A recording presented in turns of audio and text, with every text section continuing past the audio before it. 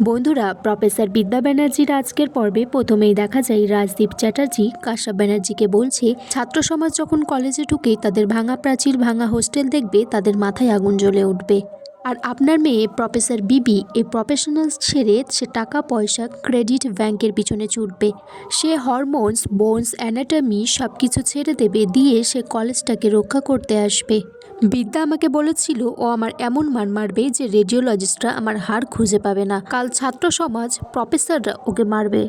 রাজদীপ চ্যাটার্জি তখন কাশ্যপ ব্যানার্জিকে বলছে, দেখবেন যেন কন্যার প্রতি আপনার ভালোবাসা আবার এখানে বাধা হয়ে না দাঁড়ায়। কাশ্যপ ব্যানার্জি তখন বলছে, আমার একটাই মেয়ে আর তার নাম ফাগুন।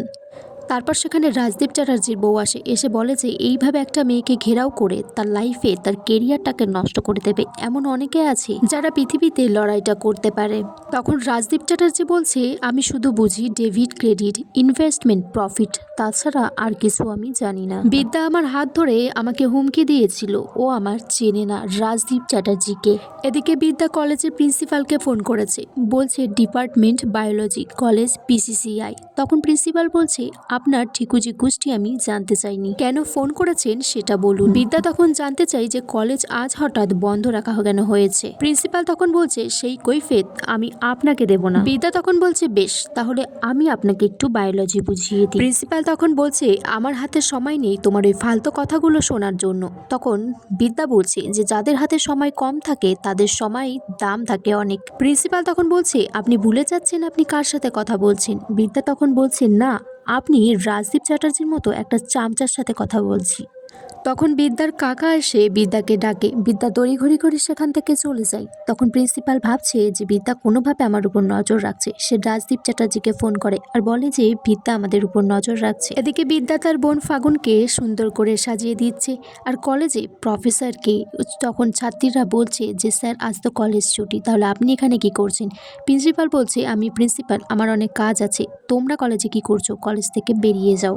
তখন রায়া আর বাকিরা বলছে যে না, আমরা কলেজ থেকে যাব না, প্রফেসর বিবি আমাদেরকে এখানেই থাকতে বলেছে। প্রিন্সিপাল তখন বলে ওদেরকে, তোমরা যেভাবেই হোক কলেজের বাইরে যাবে, আর সেটা এক্ষুনি যাবে। তখন বলে যে গেটটা বন্ধ করে দিতে কলেজের। এদিকে ফাগুন বিদ্যাকে বলছে, আমাকে কেমন লাগছে। বিদ্যা বলছে, খুব সুন্দর লাগছে। তখন ফাগুন বলছে, আশা করি রাজদীপ চ্যাটার্জি এবার তোর মাথায় সিঁদুরটা পরাবে না। তখন বিদ্যা বলছে, সিঁদুরের কথা আমি ভুলে গেছি, কিন্তু তুই ভুলতে পারছিস না। বিদ্যা ফাগুনকে বলছে, আর একটা কথা মনে রাখিস, তোর মাথাতে যে সিঁদুরটা উঠবে সেটার ভার কিন্তু অনেকটা বেশি। স্বামী স্ত্রীর সম্পর্কে শ্রদ্ধা থাকাটা খুব ইম্পর্টেন্ট।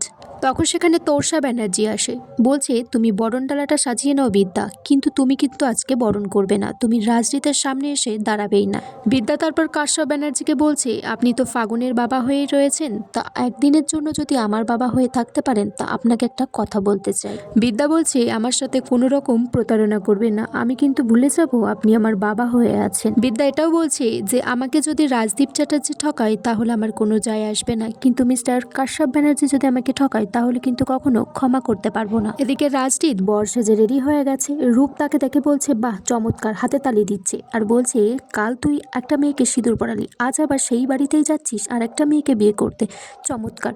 তখন সেখানে রাজদীপ চ্যাটার্জির বউ এসে বলছে যে রূপ, তুমি ভেঙে পড়ো না। রূপ বলছে, আমি ভেঙে পড়িনি, আমি তো খুব আনন্দিত হয়েছি বৌদি। বলছে, তোমরা সেই মেয়েটার কথা ভেবে দেখেছো যে নিহাতি একটা প্রফেসর, কিন্তু তারও তো সমাজ করার স্বপ্ন আছে। রূপ বলছে, তুই যেই মেয়েটাকে বিয়ে করলি সেই মেয়েটাকে মন থেকে ডিলিট করে দিলি শুধুমাত্র তোর বাবার, রাজদীপ চ্যাটার্জির প্রফিটের জন্য। বাবার ছেলে হয়ে বাবার কথা শুনে ব্যান্ড বাজিয়ে বিয়ে করতে চলেছে। তখন তার বউয়ের হাতটা ধরে বলছে যে আজ অবধি এর হাতটা আমি ছাড়িনি, শক্ত করে ধরেছিলাম। আগামী পর্বে দেখা যায় বুলডোজার নিয়ে কলেজ ভাঙার জন্য শ্রাবণ রেডি হয়ে গেছে। এদিকে পিউ বিদ্যাকে বলছে যে ওর মধ্যে যে শখগুলো আছে সেগুলো কে পূরণ করবে। তখন তোষা ব্যানার্জি বলছে যে ওর মধ্যে যাই থাকুক সেগুলো তুমি বলে বাড়িয়ে দিও না। তারপর বরণ ডালার কুলোটা বিদ্যার হাত থেকে তোষা ব্যানার্জি নিয়ে নেয়।